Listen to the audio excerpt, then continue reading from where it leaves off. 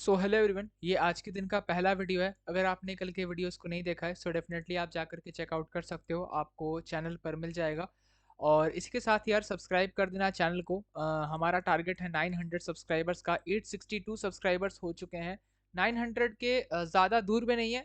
तो इसलिए सब्सक्राइब करो। और सब्सक्राइब करके बेल नोटिफिकेशन प्रेस करके ज़रूर से ऑल पे सेट कर देना। आज के वीडियो में बात करने वाले हैं कमेंट रिक्वेस्ट के बारे में। और अगर आपको भी किसी भी स्टॉक में कोई भी डाउट है, जस्ट आप कमेंट कर सकते हो एंड हमें बता सकते हो। आप कमेंट कर सकते हो। जैसे आपका एक्स वाई जेड स्टॉक है, मान के चलते हैं आपका स्टॉक एक्स वाई जेड है, तो आप सिंपल सा लिख सकते हो कि एक्स वाई जेड स्टॉक है मेरा और इसके ऊपर मुझे डिटेल्ड वीडियो चाहिए। या फिर आपको बिजनेस जानना है तो आप वो लिख सकते हो, फंडामेंटल जानना है वो लिख सकते हो, टेक्निकल जानना है वो लिख सकते हो। मतलब एट द एंड मैं आपको ये बोलूँगा, बहुत लोग होते हैं, मैं आपको एग्जाम्पल भी दिखाऊंगा कि यार आप बस स्टॉक का नाम कमेंट कर देते हो एक्स वाई जेड, अब उसके बाद मुझे क्या करना है, ठीक है यार, उसमें मुझे क्या बताना है, आपका डाउट क्या है, क्वेश्चन क्या है। अगर आपका यही डाउट है कि यार मुझे डिटेल्ड वीडियो चाहिए तो वो भी आप लिखो। ठीक है, तो इससे मुझे पता चलता है, नहीं तो यार आप स्टॉक का नाम लिख दोगे तो मुझे पता नहीं चलता है ना। तो आप देख सकते हो इन्होंने कमेंट किया हुआ है एसकेएम एग प्रोडक्ट्स एक्सपोर्ट, और यहाँ पे फंडामेंटल एंड बिजनेस, ठीक है, इन्होंने कहा हुआ है। तो ये सही है, मैं इसको 100% सही कहता हूँ। इन्होंने कहा हुआ है मुझे फंडामेंटल जानना है एंड बिजनेस जानना है, परफेक्टली फाइन। उसके बाद मैं आगे भी बता दूं, another company doing the same business, एक ओबोवेल फूड करके है, इनका भी इनको फंडामेंटल एंड बिजनेस दोनों ही जानना है। तो ये मैं नेक्स्ट वीडियो में कवर करूंगा। आज ही एक और वीडियो आएगा, उस वीडियो में ये आपको मिल जाएगा। एंड अगर आपको देखना है सब्सक्राइब कर लेना, है ना। और इसके बाद इन्होंने कहा हुआ है कि इन्होंने देखा है कि ये दो बिजनेस काफ़ी ज़्यादा ग्रो कर रहे हैं लास्ट के 2 साल से, तो इसके ऊपर कुछ बातचीत की जाए। तो ये ठीक है, ये ठीक है, मैं आपको ऐसे ही लिखने बोलता हूँ। बट एक और कमेंट है, मैं आपको दिखाना चाहूँगा, जस्ट अ सेकंड। ओके, सो आप इनका कमेंट देख सकते हो, इन्होंने बस लिखा हुआ है एस के एम एग। और यहाँ पे उसके बाद इन्होंने कुछ नहीं लिखा हुआ है, तो मैं क्या समझूं इनको क्या जानना है। अगर इनको टेक्निकल्स जानना है तो मैं नहीं समझ पाऊंगा, है ना। तो वो चीज़ मैं आपको बोलता हूँ कि आप अपना डाउट लिखो। ठीक है, खैर आगे बढ़ते हैं। एंड ये देख सकते हो S K M egg products export India, ठीक है। तो यहाँ पे सबसे पहले बात करने वाले हैं इसके बिजनेस के बारे में। तो आप एक बार इसका मार्केट कैप देख लो। इसका मार्केट कैप है 1004 करोड़ का मार्केट कैप है। मतलब ये एक माइक्रो कैप कंपनी थी, जो ऐसा लगता है आज आप कह सकते हो ये जो है स्मॉल कैप कंपनी बनी है। तो डेफिनेटली यार रिस्की बहुत ज़्यादा है, ठीक है। नाम का सिर्फ ये माइक्रो कैप है, ठीक है। वैसे नाम का ये स्मॉल कैप है, मतलब टेक्निकली, क्योंकि ये जो है 1000 करोड़ से ऊपर जा चुका है। बट हाँ, इसमें जो है रिस्क वो माइक्रो कैप जितना ही है, तो आप वो चीज़ देखना। एंड इस वीडियो में हम इसके लॉन्ग टर्म के बारे में ही बात करेंगे। तो कोई रिकमेंडेशन इस वीडियो में मैं नहीं प्रोवाइड कर रहा हूँ कि यार रिकमेंडेशन, स्टॉक रिकमेंडेशन और बाई सेल कॉल टिप, ये सब मैं आपको नहीं प्रोवाइड कर रहा हूँ। सिर्फ और सिर्फ एजुकेशनल पर्पस का ये वीडियो है। ओके, सो अब आगे बढ़ते हैं। एंड सबसे पहले मैं इसके बिजनेस के ऊपर चलता हूँ। देख सकते हो कंपनी क्या बनाती है, is engaged in manufacture and sale of egg powder and liquid egg with varieties of blends used in various segment of food industry and in health sector. तो कंपनी जो है क्या बनाती है, कंपनी बनाती है egg powder and liquid egg with various varieties of blend, ठीक है। और इसके साथ जो है ये कहाँ पे यूज़ होता है, various segment of food industry, मतलब फूड इंडस्ट्री के अलग अलग सेगमेंट में यूज़ होता है, प्लस हेल्थ सेक्टर में भी यूज़ होता है। प्रोडक्ट पोर्टफोलियो के बारे में बात करें तो यहाँ पे देख सकते हो एग पाउडर है, बेकरी मिक्स है और लिक्विड एग्स है। और यहाँ पे क्या क्या कैसे कैसे यूज़ होता है सब यहाँ पे लिखा हुआ है, तो आप खुद से भी रीड कर सकते हो इनका पोर्टफोलियो क्या है मेनली। अगर मैं बात करूँ जोग्राफिकल स्प्लिट, तो यहाँ पे देख सकते हो इंडिया में इनका जो डोमेस्टिक कह सकते हैं कि इनका जो रेवेन्यू है वो यहाँ पे 30% है, रसिया में 9%, जापान में 17%, यूरोप में 4.5% है, and rest of the world में यहाँ पे 25.8% है। मतलब यहाँ पे अगर मैं बोलूँ सबसे ज़्यादा, ठीक है, इंडिया में ही सबसे ज़्यादा रेवेन्यू इसका इंडिया से आता है। उसके बाद जो है जापान से आता है, उसके बाद रशिया से आता है, उसके बाद यूरोप से आता है, एंड बहुत सारे और कंट्रीज से जो है अराउंड 25% आता है रेस्ट ऑफ द वर्ल्ड से। रेवेन्यू मिक्स के बारे में बात करें सेगमेंट वाइज, तो एग पाउडर और एग लिक्विड से आता है 72%, ठीक है। और egg eggs and poultry feed से आता है 27%, एंड अदर से आता है 1%। मतलब आप सीधा समझ सकते हो मेन इसका जो काम है वो egg powder and egg egg liquid का है, मतलब ये फर्स्ट और थर्ड। और उसके बाद यहाँ पे जो सेकंड वाला है, और यहाँ पे जैसे आप देख सकते हो कि एग्स एंड पोल्ट्री फीड, इससे 27% आता है, एंड अदर से 1% आता है। तो मैन्युफैक्चरिंग कैपेसिटी अगर आप देख सकते हो, the company can break 1.8 million eggs a day to produce 6,500 tons of finished product. और ये सब आप आगे भी रीड कर लेना।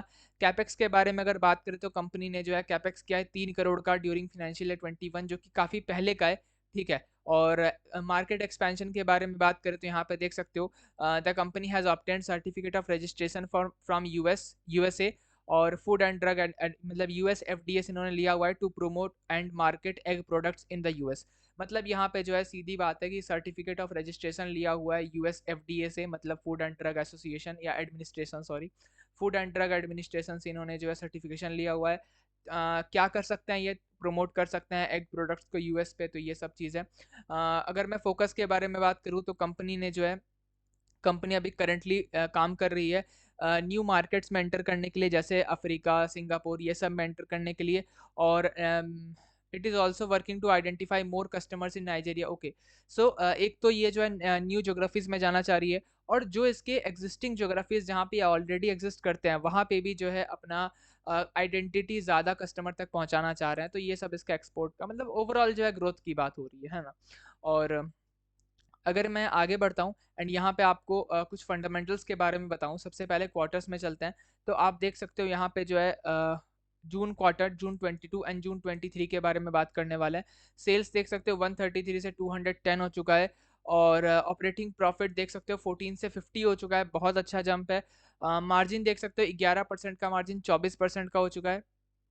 एक चीज मैं आपको यहाँ पे दिखाता हूँ, करंटली इनका मार्जिन काफी इंक्रीज हो रहा है, लेकिन अगर आप देखोगे आज से पहले, मतलब जून 22 से पहले, इसका मार्जिन बहुत रेयरली 11% होता था। मेजरली मेजरली 6%, 7%, 5%, मेजरली यही होता था। लेकिन अब जो है वो मार्जिन 11, 13, 25, 24 ऐसा ऐसा मार्जिन जा रहा है। और प्रॉफिट बिफोर टैक्स के बारे में बात करें तो 9 से 47 हो चुका है। मेन इसका रीज़न है मार्जिन, आप समझ रहे हो, मार्जिन पहले बहुत कम था, कभी कभी मार्जिन 2% का भी आता था, और अभी जो है मार्जिन 25% तक का आ रहा है, तो वो चीज़ है। नेट प्रॉफिट 7 से 35 हो चुका है, 5 गुना, 5 टाइम्स हो चुका है नेट प्रॉफिट, एंड ईपीएस भी एज ऑलवेज 5 टाइम्स। मतलब ईपीएस आप देख सकते हो खुद भी इनफैक्ट ज़्यादा है थोड़ा सा। तो ओवरऑल जो है रिजल्ट्स काफ़ी अच्छे हैं, नंबर्स काफ़ी अच्छे हैं। और प्रॉफिट एंड लॉस के बारे में अगर मैं बात करूँ तो यहाँ पे आप देख सकते हो कहाँ गया ये, देख, एक सेकंड, हाँ। तो 142, 215, 263, 290, 303, 232, फिर यहाँ पे डिक्रीज हुआ 318, 335, 313, फिर डिक्रीज हुआ 269, फिर डिक्रीज हुआ 302। मतलब अगर आप यहाँ तक देखोगे तो बहुत स्लो ग्रोथ है। मतलब मैं ऐसा नहीं कहूँगा बहुत जल्दी जल्दी जल्दी जल्दी एकदम ग्रोथ आ रहा है, बहुत स्लो ग्रोथ है। बट यहाँ पे अगर आप देखोगे मार्च 2023 में एक ज़बरदस्त जंप आया, और ये सिर्फ सेल्स में नहीं आया, सेल्स में भी आया, सेल्स डबल हो गया।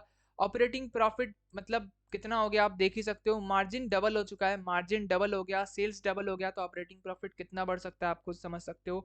आप यहाँ पे देखोगे तो नेट प्रॉफिट 7 से मतलब 70 से भी ऊपर चला गया, लगभग 11 गुना, 11 टाइम्स नेट प्रॉफिट बढ़ चुका है। और अगर आप ईपीएस देखोगे तो वो भी आप देख सकते हो कितना बढ़ चुका है। तो ये सब चीज़ें हैं। तो पहले अगर मैं बताऊं, पहले तो यहाँ पे ग्रोथ बहुत सैचुरेटेड टाइप था, ज़्यादा ग्रोथ नहीं था, और धीरे धीरे कंपनी बढ़ती थी। अगर आप यहाँ पे देखोगे कंपनी क्या करती थी, बीच बाच में प्रॉफिट ज़्यादा कर लिया कंपनी ने, 26-25 करोड़ प्रॉफिट कर लिया, उसके बाद फिर से वही 1, 2, 5, 7 इसी तरह से आ जाती थी। उसके बाद फिर एक बार 16 करोड़ कर लिया, फिर वही 5-7 पे आ जाती थी। लेकिन अब जो है ये 76 पे जा चुकी है, एंड इस बार भी रिजल्ट्स काफ़ी अच्छे आ रहे हैं। तो टीटीएम में 104 तक ये जा चुकी है। तो रिसेंटली काफ़ी अच्छा जंप मिला हुआ है। लेकिन बात यह है कि ये जंप टिकेगा या नहीं टिकेगा, ये बहुत बड़ा सवाल है। अगर ये टिकेगा तो स्टॉक, ठीक है, मैं कोई फॉरवर्ड लुकिंग स्टेटमेंट दूंगा नहीं, बट अगर ये टिक गया तो अच्छा अच्छा रिएक्शन देखने मिल सकता है स्टॉक में, मुझे ऐसा लगता है।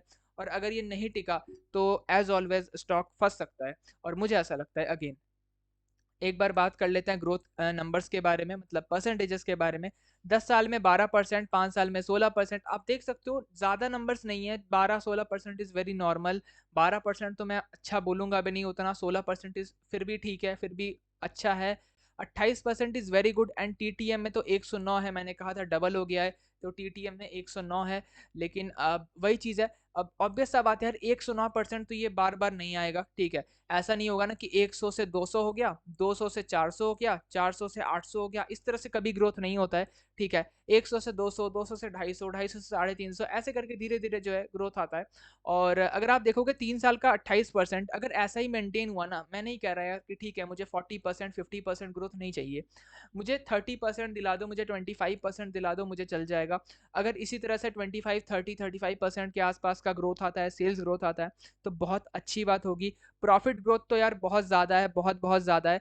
तो ये ऑब्वियसली इतना इतना रहेगा नहीं, ठीक है, धीरे धीरे कम होगा। अब ऑब्वियस सा बात है यार, अगर जैसे मैंने यहाँ पे बताया 7 से 70 हो गया, अब खुद सोचो 7 से हो गया 70, 70 से हो जाएगा 700, 700 से 7000, ऐसे कभी होगा क्या? अब खुद सोचो, नहीं होगा।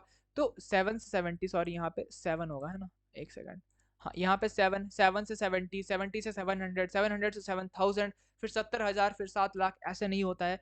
स्टॉक एक बार हो सकता है 7 से 70 हो जाए, उसके बाद 70 से 700 नहीं होता है, 70 से फिर 80 होगा, 100 होगा, मैक्स टू मैक्स 140 होगा, 200 होगा, ये सब हो सकता है। और ये बहुत बहुत ये जो नंबर है, ये जंप 70 to 700 ये कभी नहीं होगा। इसी वजह से ये नंबर्स कंटिन्यूड तो नहीं रहेंगे, ठीक है, नीचे आएगा ही, बिल्कुल आएगा, बट सवाल ये आता है कि कहाँ तक आएगा। तो देखो अगेन वही बात कि अगर ये नंबर्स फिर भी 30 35 40 तक रहते हैं, बहुत अच्छी बात होगी। और अगर ये उससे भी नीचे जाते हैं, अगर ये 15 20 ऐसे आ जाते हैं, तो फिर अच्छी बात नहीं है। स्टॉक प्राइस सीएजीआर के बारे में बातचीत मैं नहीं करता हूँ।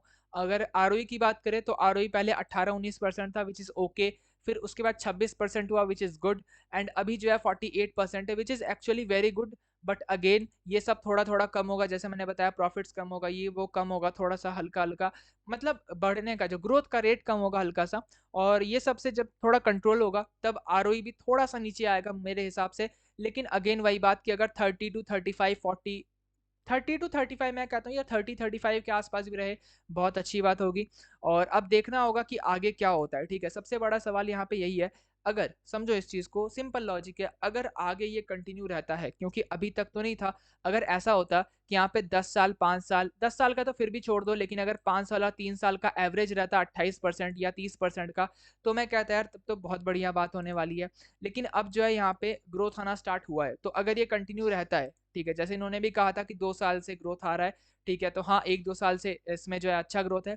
और उस कंपनी में भी देखूंगा आगे, जो और एक कंपनी ने लिखा हुआ था कमेंट में, तो उसको भी मैं देखूंगा। बट हाँ करंटली बात हो रही है इस कंपनी के, तो इसमें अगर ग्रोथ है, अगर जाता है आगे, तो ऑब्वियसली अच्छी बात होगी। और अगर फिर से ड्रॉप आता है, ग्रोथ नहीं होता है, और इस तरह से नेट प्रॉफिट फंसता है, या फिर रेवेन्यू भी फिर इस तरह से 300 300 300 होते रहता है, फिर प्रॉब्लम्स थोड़ी सी होने वाली है। बैलेंस शीट के ऊपर चलते हैं, तो बैलेंस शीट एज यूजुअल यार, छोटी कंपनी है तो बैलेंस शीट भी छोटा होगा। 150 करोड़ से भी थोड़े से ज़्यादा रिजर्व्स हैं। बोरिंग्स अराउंड 80 84 करोड़, 88 करोड़ के आसपास बोरिंग्स है। C W I P currently company कुछ सी डब्ल्यू आई पी कर रही है। और आगे बढ़ते हैं, इन्वेस्टर्स में जाते हैं। तो इन्वेस्टर्स में देखो, वैसे तो ये स्मॉल कैप है नाम की, बट मैं इसे माइक्रो कैप जैसा ही ट्रीट करूंगा। तो 70% की ऊपर की होल्डिंग मुझे इसमें मतलब मुझे लगता है इसमें होना चाहिए। लेकिन हाँ इनकी होल्डिंग अराउंड 55% की ही है, तो प्रोमोटर होल्डिंग मुझे अच्छा नहीं लगा। और F I S D eyes कुछ है नहीं। पब्लिक का होल्डिंग 44% है, मतलब बहुत ज़्यादा एक्सपोजर है पब्लिक का। रिटेल इन्वेस्टर जो है वो काफ़ी ज़्यादा है, क्योंकि 4 3 7 और एक 8, अगर मैं मैक्स टू मैक्स इसको 8% मान लो, 8 माइनस करो 36%। अगर रिटेल इन्वेस्टर 36% है, तो ये मेरे हिसाब से बहुत ज़्यादा है।